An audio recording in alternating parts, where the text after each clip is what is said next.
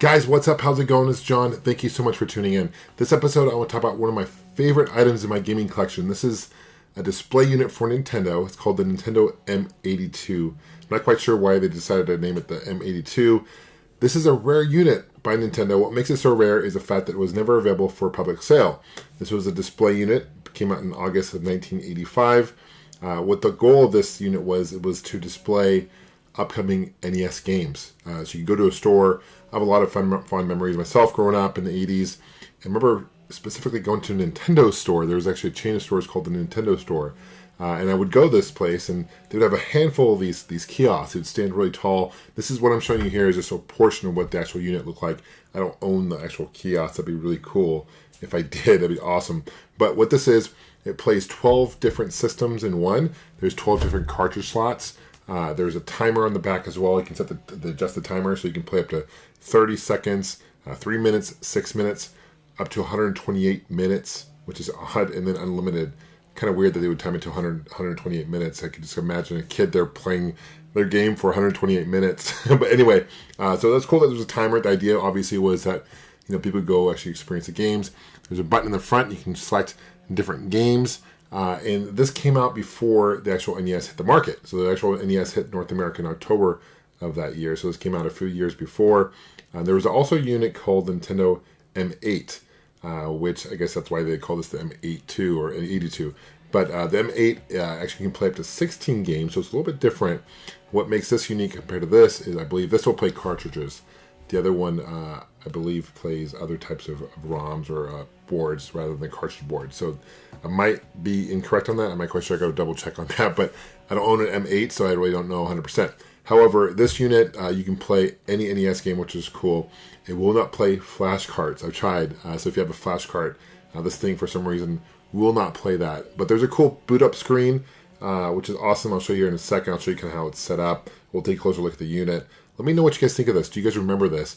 I remember this really vividly growing up because these were really cool. I mean, it gave me the opportunity to play NES games before they actually came out, which is awesome. And then later on, of course, they had the Super Nintendo kiosk later on, which is super awesome as well. Anyway, thanks for leaving a comment, guys. Thank you for subscribing. Thanks for turning on your notifications. That's awesome. And without any further ado, let's take a closer look. So here's a closer look at the M82 itself. I love the old school look. I mean, it just screams out old school Nintendo, circa 1980s, of course.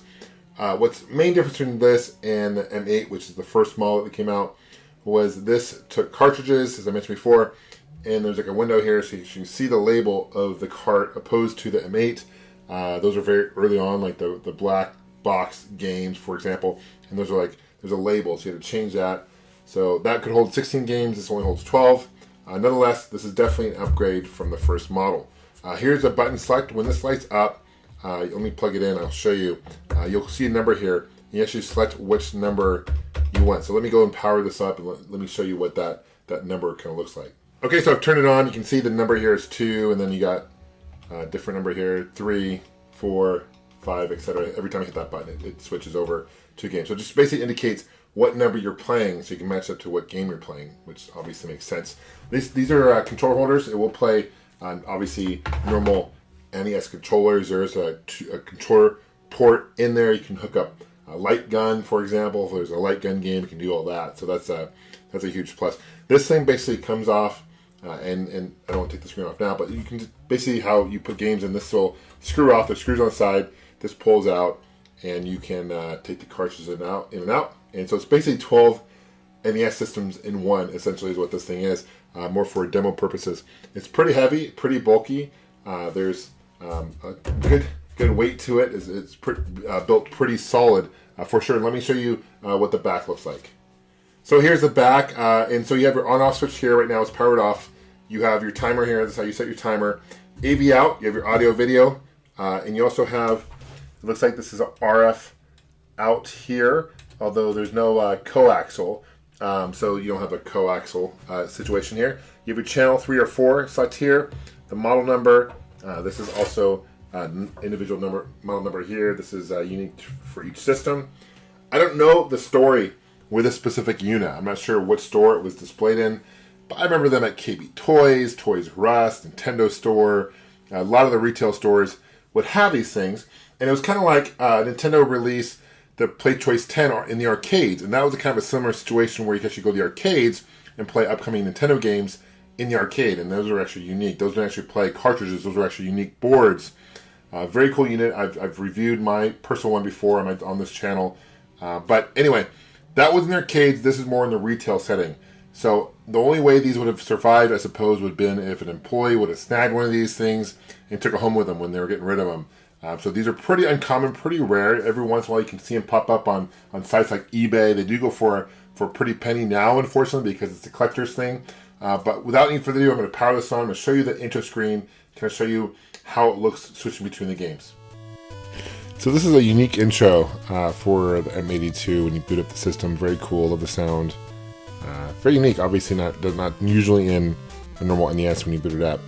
I have 12 of some of my favorite games that I've selected for this unit. See if you guys can guess them. Here's Mike Tyson's Punch-Out, which is classic. Big fan of Mike Tyson's Punch-Out. Pinball Quest. This is kind of a game I would definitely recommend. It's kind of short, but it's definitely unique. It's pinball meets RPG. It's odd. Tecmo Super Bowl. Love these Tecmo games, and Super Bowl. I mean, this is probably one of the best football games for the system. Next sports is ice hockey. My thumbs would always die playing that game. Another sports title. This is Baseball Stars. Kind of the first time you can actually customize your team and your players by SNK. Came out also for the Neo Geo. DuckTales, of course. Classic Capcom game. Turtles 2, the arcade game. I actually got this for my birthday back in the day. Really fun beat 'em up.